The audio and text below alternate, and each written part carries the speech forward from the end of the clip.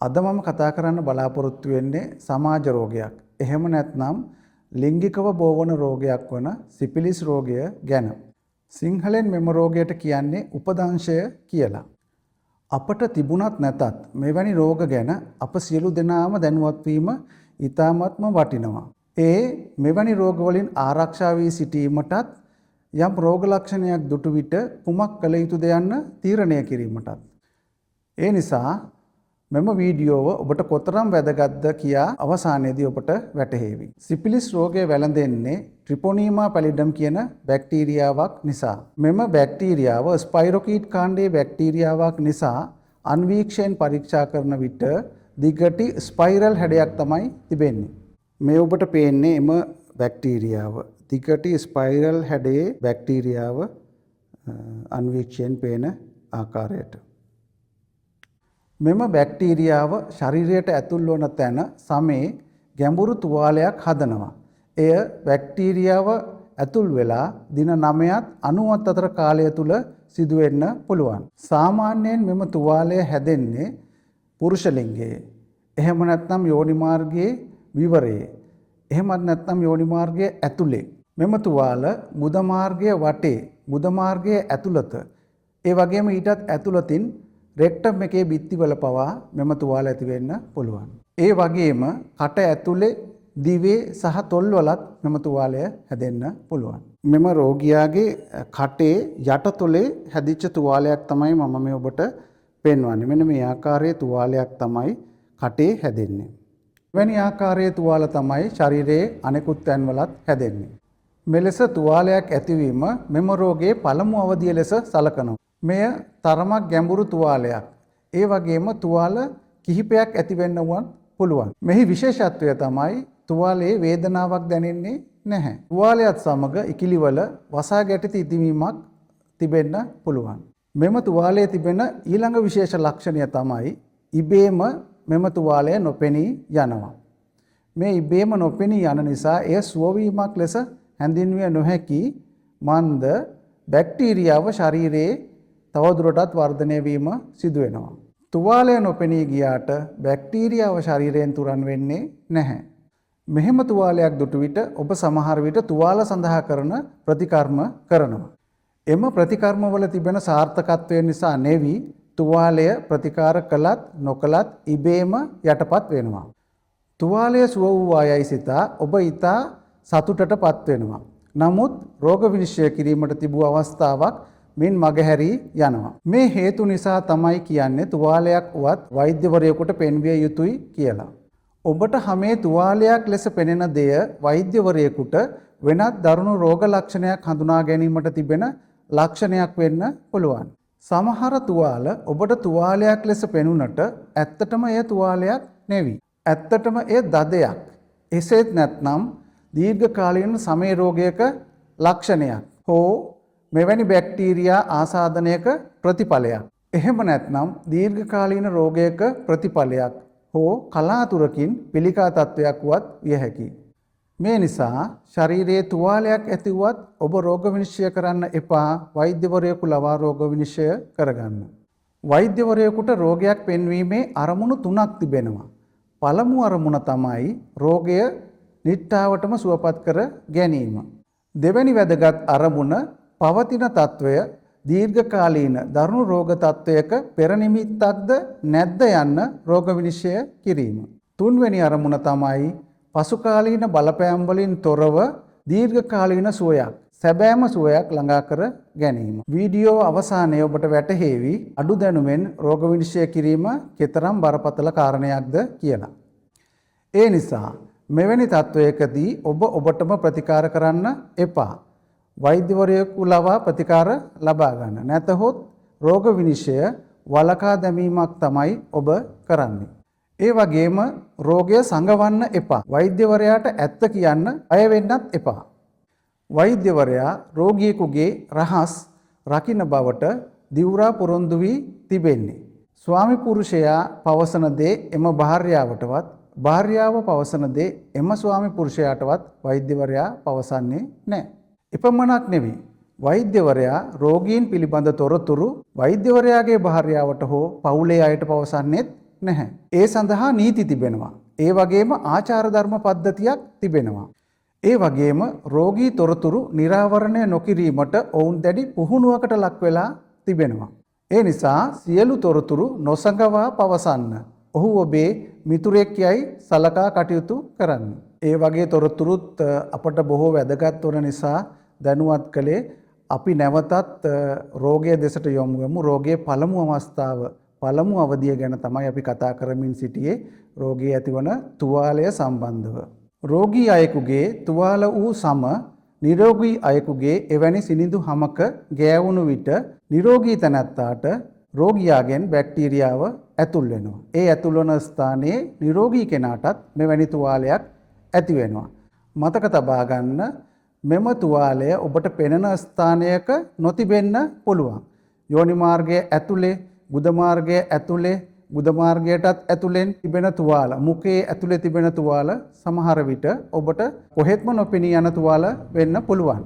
ඔබේ හෝ ඔබේ සහකරුගේ හෝ එවැනි තුවාලයක් ඔබ නිරීක්ෂණය නොකිරීම පළමු අවධිය මගහැරීමක් විදියට පෙනෙනවා. නිරෝගීයයි පිටතින් පෙනෙන පුද්ගලයෙකුගෙන් මේ නිසා රෝගය බෝ විය හැකියි. මේ ආකාරයෙන් රෝගය බෝ වෙවි යනවා. නමුත් මතක තබා ගන්න නාන තටාකයකින්, බාත් ටබ් එකකින්, වැසිකිලි කැසිකිලි වලින්, හැඳිගෑරුප්පු වලින්, පිඟන් කෝප්ප වලින්, ඇඳ ඇතිරිලි රෙදි වලින් මෙම රෝගය තව කෙනෙකුට ව්‍යාප්ත වෙන්නේ නැහැ.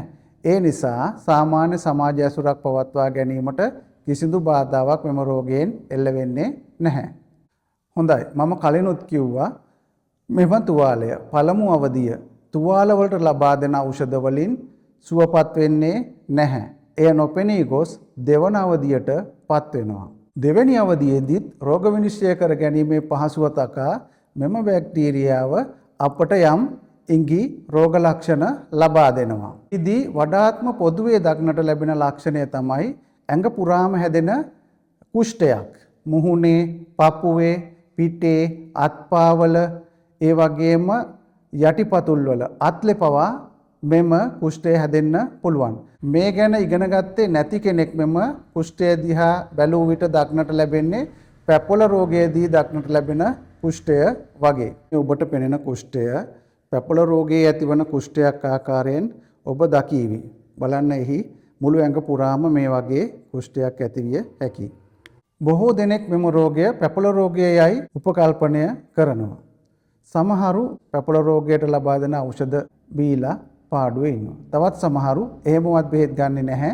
දෙයියන්ගේ ලෙඩයයි පවසා ඉබේ රෝගය සුව වීමට අවස්ථාව ලබා දෙනවා. මතක තබා ගන්න එක රෝගයක් විනිශ්චය කිරීම සඳහා සියලු රෝග දැනගත යුතුයි. මෙම වීඩියෝවෙන් තහවුරු වේවි අඩු දැනුමෙන් රෝග විනිශ්චය කිරීම කෙතරම් අපරාධයක්ද කියලා. හොඳයි. අපි නැවතත් අවධානය යොමු කරමු මා මුලින් රූපසටහනේ පෙන්눔 කළ කුෂ්ඨයට.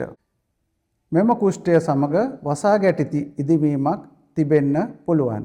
ඒ වගේම කලාතුරකින් සමහරුන්ගේ ලිංගික ප්‍රදේශයේ තුවාල වැනි කුෂ්ඨයක් දක්නට ලැබෙනවා. එය සමහර විට හර්පීස් රෝගයේ දැයි සැකසහිත ආකාරයේ පෙනුමක් ලබා දෙන නිසා රෝග විනිශ්චය වෙනස් මානයකට යොමු වෙන්නත් ඉඩ තිබෙනවා. ඒ වගේම සමහර විට මෙම කුෂ්ඨය ලිංගික ඉන්නන් යයි සැක කරන ආකාරයේ ස්වරූපයක් ගෙන දෙන කුෂ්ඨයක් විය හැකියි.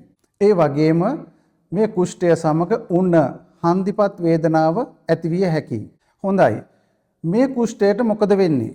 මෙයත් නොපෙනී යනවා. ඔබ ගන්නා ප්‍රතිකාර නිසා නොවේ ඉබේම මෙම කුෂ්ඨය නොපෙනී යනවා. ඔබ හිතනවා එය සුව වූවායයි සතුටින් ජීවත් වෙනවා. නමුත් බැක්ටීරියාව මෙතනින් නතරවන්නේ නැහැ. තවදුරටත් ශරීරයේ ක්‍රියාකාරීව පවතිනවා.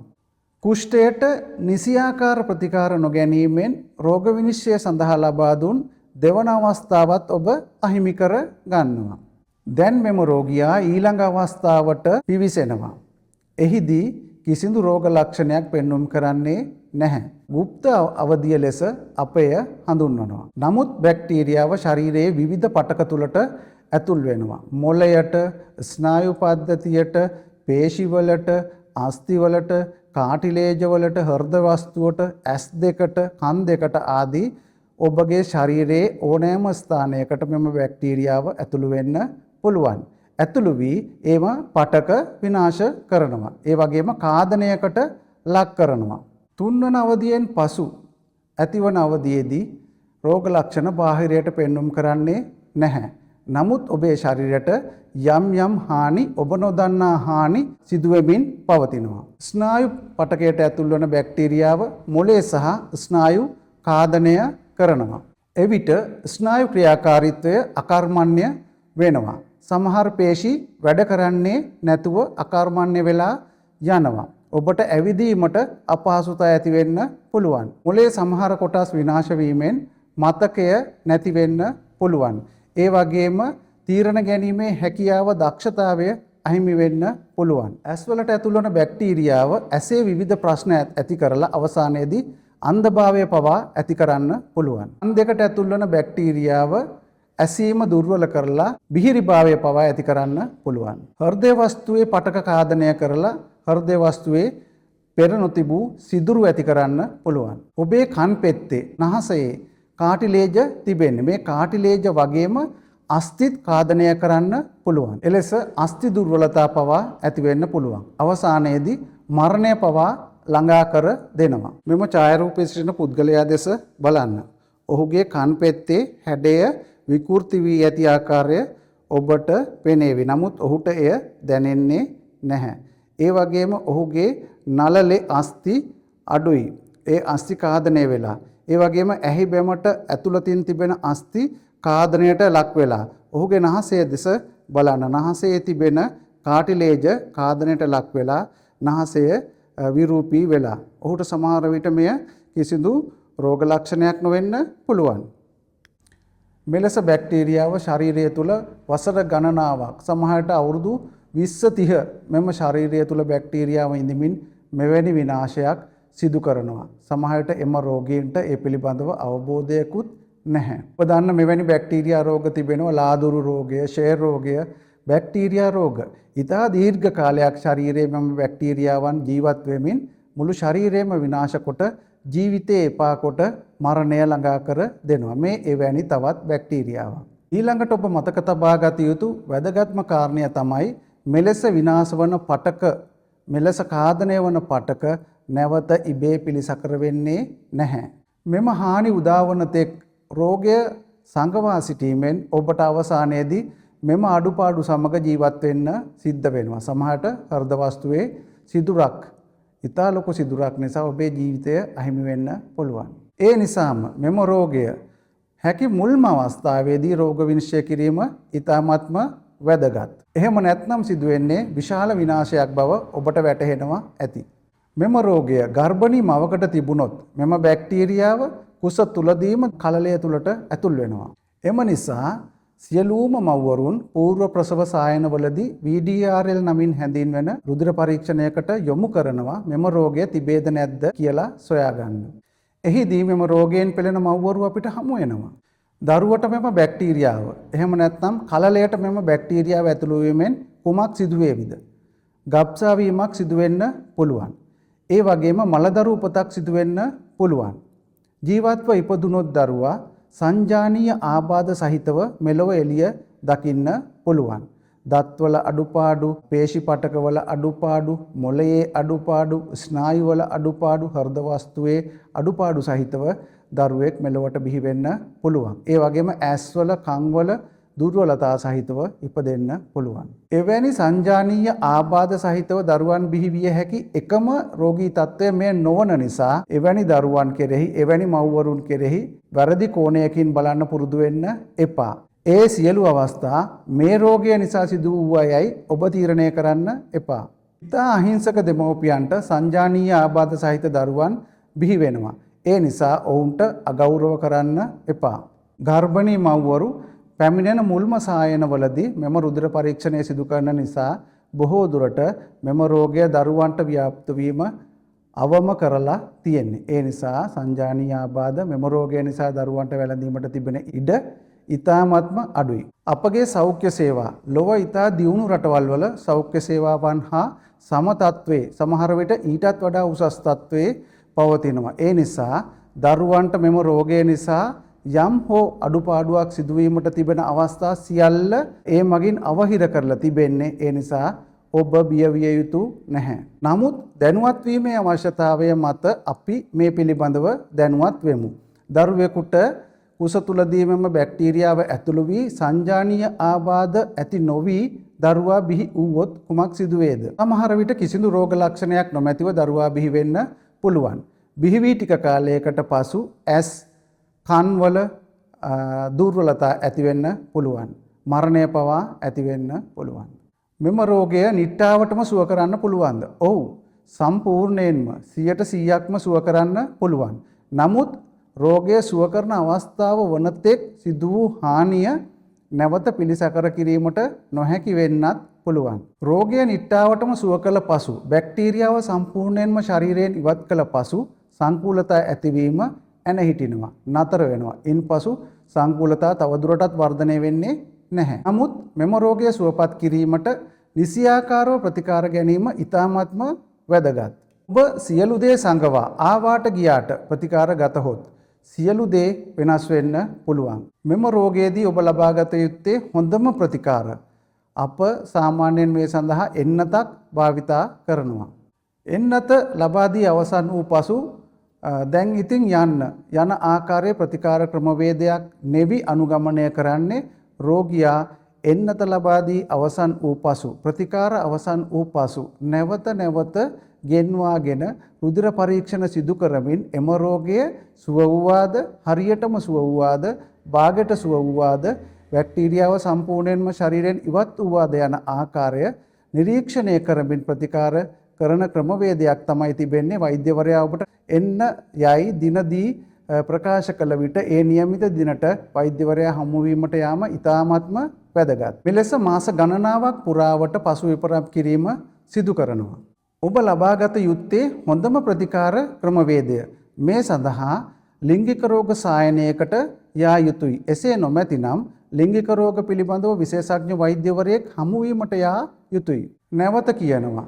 ඔබ ආවාට ගියාට ලෙහෙසියට පහසුවට ඕනෑවට එපාවට ප්‍රතිකාර ගන්න එපා. ඒ වගේම නැවත කියනවා ලිංගික ප්‍රදේශයේ ඇතිවන කිසිදු තුවාලයකට ඔබ ප්‍රතිකාර කරන්න යන්න එපා. ලබා දෙන රුධිර පරීක්ෂණ වලින් වැළකී සිටින්නත් එපා. හොඳයි. අපි බලමු මෙය වළක්වා ගන්න පුළුවන්ද කියලා. ඔව්. මෙය වළක්වා ගන්න පුළුවන්. එම බැක්ටීරියාව ඔබේ ශරීරයට ඇතුළු වීම වළක්වා ගැනීමට නම් ඔබ අනාරක්ෂිත ලිංගික ක්‍රියාවලින් වැළකී සිටීම වැදගත්. ඔබට නිරෝගී යයි පෙනෙන කෙනාට මෙම රෝගය තිබෙන්න පුළුවන්. හැම විටම ආරක්ෂිත ලිංගික ඇසුරක් පමණක් පවත්වන්න. ලිංගික සම්බන්ධතාවලදී ආරක්ෂිත ක්‍රමවේද භාවිතා කරන්න. මුඛය තොල් වලින් පවා බෝ විය හැකි බව මතක තබා ගන්න. එකයක් ඇති සෑම අවස්ථාවකම වෛද්‍යවරයා හමුවන්න. ඔහුට මේ ගැන නොසඟවා පවසන්න. මෙයත් මතක තබා ගන්න. රුධිර පරීක්ෂණ සිදු කිරීමේදී කාලරාමු පවතිනවා. ඒ වගේම වඩා ගැඹුරු තාක්ෂණික කරුණු ගැබ් වෙලා තිබෙනවා. ඒ නිසා ඔබම රුධිර පරීක්ෂණ සිදු කරගෙන ඔබම රෝග විනිශ්චය කරන්න යන්න එපා. ෆෝල්ස් නෙගටිව් රෝග විනිශ්චයක් ලැබීමට අවස්ථාවක් තිබෙනවා. ෆෝල්ස් නෙගටිව් රෝග විනිශ්චයක් යනු වැරදි රෝග විනිශ්චයක්. මම එය කෙටියෙන් කිව්වේ වෛද්‍ය විද්‍යාවේ ගැඹුරු කරුණු සාකච්ඡා කරන්න ගියොත් ඔබට මෙම වීඩියෝව එපා වෙන්න පුළුවන්. ඒ නිසා කෙටියෙන් පැවසුවේ ඒ කරුණු ටික. මම හිතනවා මෙම වීඩියෝවෙන් ඔබට සිෆිලිස් ගැන හොඳ වැටහීමක් ලැබුණා කියලා. මගේ ඊළඟ වීඩියෝව නැරඹීම සඳහා YouTube channel එක subscribe කරලා තියාගන්න. මම වීඩියෝ නැරඹීම ගැන මගේ හෘදයාංගම ස්තුතිය ඔබට පිරිනමනවා.